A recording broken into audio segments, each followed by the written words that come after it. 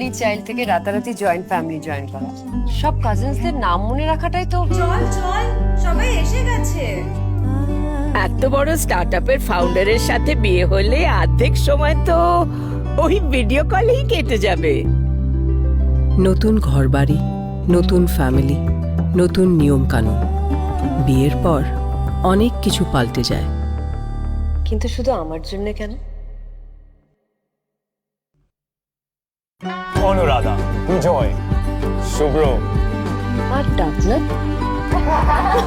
এই যে নিজের স্টার্টআপ নিয়ে এত বিজি থাকে, বিয়ের পরে কতটা টাইম বার করতে পারবে জানি না। ভাগ্য ভালো, বিয়ের জন্য টাইম বার করতে পেরেছে। করতে হয়েছে।